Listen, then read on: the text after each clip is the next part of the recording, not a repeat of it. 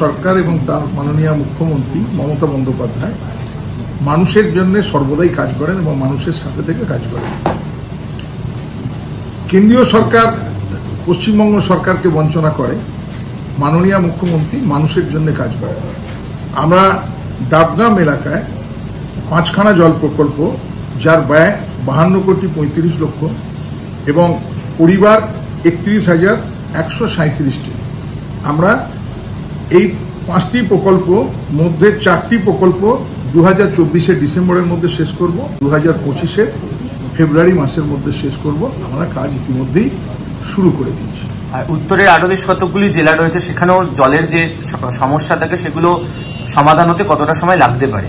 দেখুন, আমরা আগেও বলেছি, মাননীয় মুখ্যমন্ত্রীও বলেছেন, আমরা লক্ষ্যমাত্রা রাখছি 2025 ডিসেম্বরের মধ্যে আমরা পশ্চিমবাংলার প্রতিটি পরিবারে পরিশুদ্ধ পানীয় জল পৌঁছে দেবো মাননীয় মুখ্যমন্ত্রী মমতা বন্দ্যোপাধ্যায়ের নেতৃত্বে, এবং তিনি প্রতিনিয়ত তদারকি করেন যাতে বাংলার প্রতিটা ঘরে ঘরে পরিশুদ্ধ পানীয় জল পৌঁছে যায়।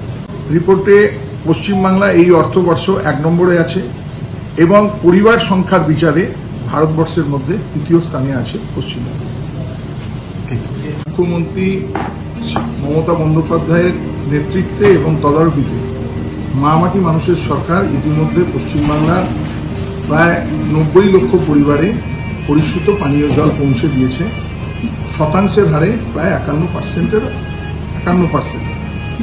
বাকিগুলো আমরা বাড়িতে পরিশুদ্ধ পানীয় জল পৌঁছে দেবো।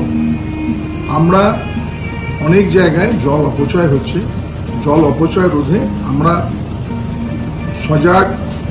মানুষকে সজাগ করার প্রচেষ্টা চালাচ্ছি। আমরা একটা বিধানসভায় আমরা বিল এনে আইন প্রণয়ন করারও চেষ্টা করছি। তাতে কি কোথাও মানে ফাইন যুক্ত হতে পারে না? এরকম কোনো, আমরা আইন আনছি, বিধানসভায় আইন প্রণয়ন করব আগামী দিনে জল যাতে অপচয় না হয়। আমরা ইতিমধ্যেই জানিয়ে দিয়েছি যে আমরা 2025 ডিসেম্বরের মধ্যে আমরা সারা বাংলায় পরিশুদ্ধ পানীয় জল প্রতিটা বাড়িতে পৌঁছে দেব। নিশ্চয়ই করবো, কারণ হচ্ছে জলেই হচ্ছে জীবন। জল না থাকলে আগামী দিনে যদি জল আমরা খাবার জলটাই না হয়, তাহলে আগামী দিনে মানুষ কি করে বাঁচবে? এলাকা গ্রামের মানুষ তো বোঝে না, তাদেরকে তো বোঝাতে হবে আমাদেরকে।